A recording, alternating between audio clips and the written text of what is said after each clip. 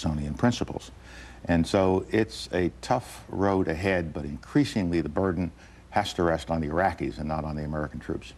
At the end of December of last year, you were at Robert Morris University, and you predicted that we'd have a significant drawdown of troops in early 2007.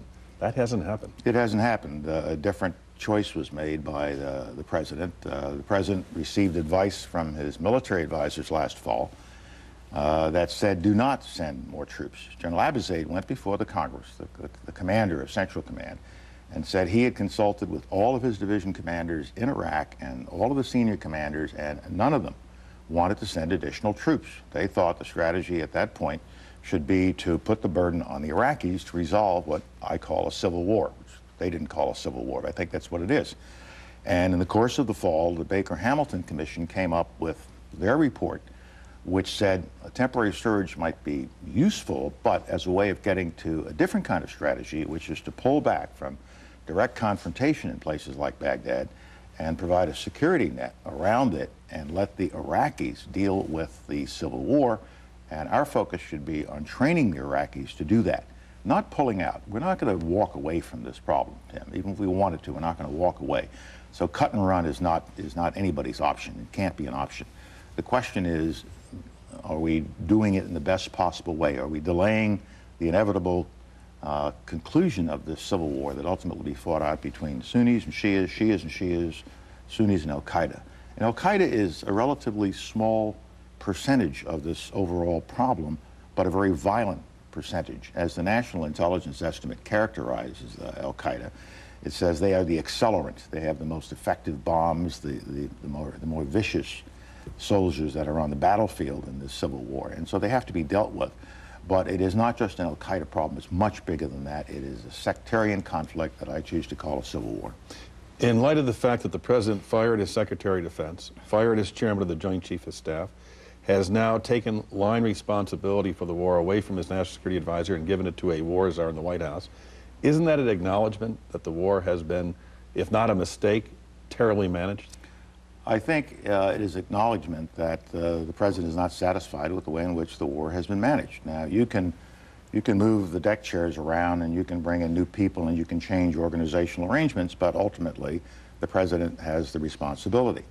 I didn't think the war was a mistake at the time we entered into it. It was a war that I would have preferred to avoid, and I said to the president in August of 2002, let's take this to the UN and try to solve it, because there are consequences, both unintended and intended, associated with entering into a conflict with Iraq that are going to be difficult. If we break it, we're going to be liberators, we're also going to be occupiers.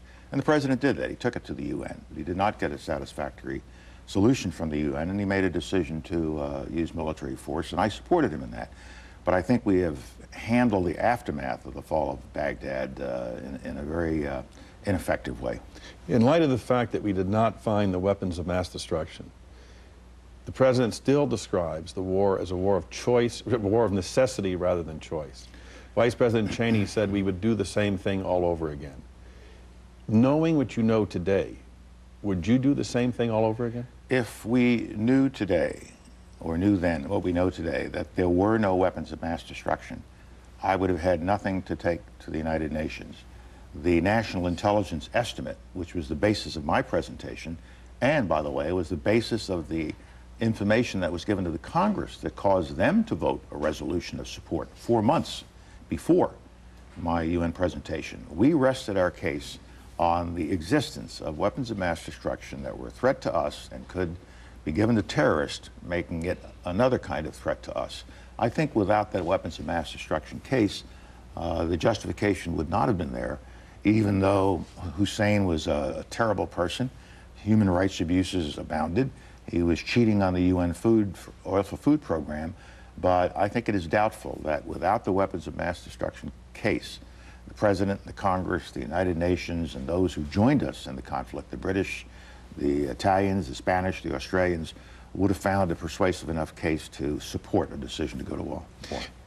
Prior to the war, Walter Pincus wrote that you were provided, the President was provided, some information from the CIA. Let me read it here. On August 13th, 2003, the CIA completed a classified 6-page intelligence analysis that described the worst scenarios that could arise after U.S.-led removal of Saddam Hussein: anarchy and territorial breakup in Iraq, a surge of global terrorism, a deepening of Islamic antipathy towards the United States. According to then CIA Director George Tenet, it was relegated to the back of a thick briefing book handed out to President Bush's national security team for a meeting on September 7th, 2002 at Camp David, where the Iraq War was topic A. Do you remember that? I don't remember specifically that book, but I'm sure it exists. But a week earlier, the 5th of August, 2002, the President and I, with Dr. Rice present, had a conversation that touched on many of the likely outcomes and the realization that it would probably tie up a significant percentage of our armed forces for a long period of time. It would cost a great deal. We were getting inside of a sectarian conflict that we would have to keep a lid on, and we would have to get Iraqis up and moving as quickly as possible in order to hand the responsibility off to them. And so I don't think any of us were unaware of the kinds of problems that we might face. I certainly was not unaware, and I was informed by my own thinking as well as CIA documentation, not just the one Mr. Pincus makes reference to, but all along the way, those who had experience in this part of the world and those that had experience in war understood that we were taking on something that was going to be a major burden to us for many years, and I think the President was well aware of that.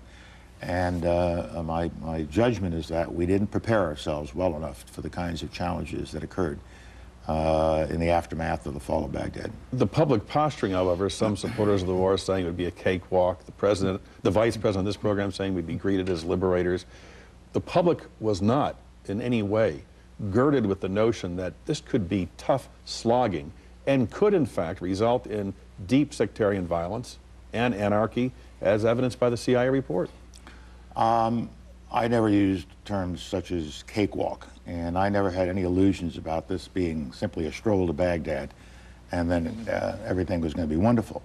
But let's go back to around 10 April of 2003.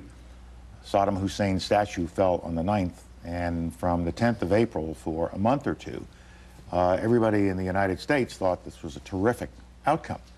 It looked like it was going to work, just as the administration has said it was going to work. We were liberators for a moment. And then we simply did not handle the aftermath. We didn't realize we were in an insurgency when we weren't in an insurgency. And we watched as the ministries that we were counting on, the government ministries we were counting on to help us take over, were being